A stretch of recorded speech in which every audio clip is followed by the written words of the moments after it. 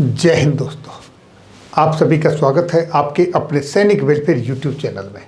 दोस्तों, आज मैं आपके लिए महंगाई भत्ते के ऊपर 2 अपडेट लेकर आया हूं। जैसा कि आप सभी जानते हो, हर महीने अखिल भारतीय उपभोक्ता सूचकांक के आंकड़े रिलीज होते हैं, एक उसके ऊपर और एक, जैसा कि आप सभी को पता है, साल में 2 बार आपको महंगाई भत्ता मिलता है उसके ऊपर।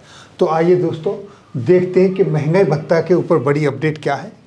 करोड़ों सर्विंग और रिटायर्ड जो सेवा में हैं और जो पेंशन भोगी हैं, केंद्रीय कर्मचारी, चाहे वो जवान हों, अर्धसैनिक बल हों, सेंट्रल गवर्नमेंट के एम्प्लॉय हों, पोस्टल विभाग के एम्प्लॉय हों, किसी भी मंत्रालय के मिनिस्ट्री के एम्प्लॉय हों, विभाग के, उन सब के लिए जो महंगाई भत्ता है उसका अब इंतज़ार खत्म होने जा रहा है। कौन सा महंगाई भत्ता? जो जनवरी 2024 से 4% बढ़कर आपको 50% मिलना शुरू हुआ है, उसके संदर्भ में मैं बात कर रहा हूं।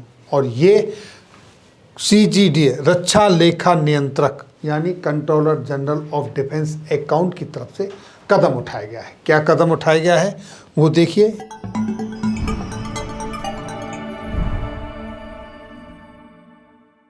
ये आपके सामने एक लेटर है जो कि 10 अप्रैल 2024 का लेटर है और जिसमें जितने भी हमारे रक्षा लेखा प्रधान नियंत्रक और रक्षा लेखा नियंत्रक ऑल PCDA CDA हैं, उन सब को ये लेटर जारी किया गया है। और इसका सब्जेक्ट क्या है? Revision of rates of allowance with DA rates increase to 50%। 50% जो आपका महंगाई भत्ता बढ़ा है उसका जो रिवीजन होना है उसके संदर्भ में। और ये लिखा गया है, this headquarter in receipt of government of India, ministry of finance, department of expenditure ID। ये देखिए एक लेटर था जो कि 20 मार्च 2024 को जारी हुआ था।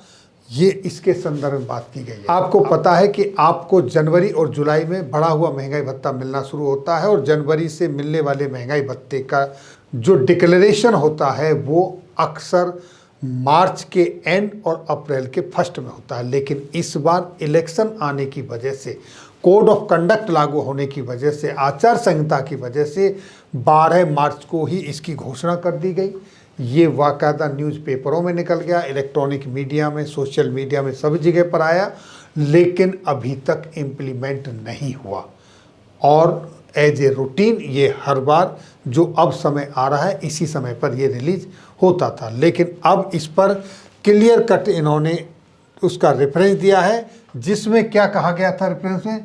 The department of expenditure has clarified that the position is very clear in the respective office memorandum and no separate orders will be issued on the matter। यानी कि इस मैटर पे कोई अलग से ऑर्डर नहीं आएगा, वो ऑर्डर आ चुका है। उन्होंने जो डिपार्टमेंट ऑफ एक्सपेंडिचर वित्त मंत्रालय के व्यय विभाग ने जारी की थी ID है, उसमें क्लियर है। तो अब आप सभी को रिक्वेस्ट की जाती है कि उस पर एक्शन लें, उसको रिवाइज करें, जो कि 1 जनवरी 2024 से लागू होना है 50% का।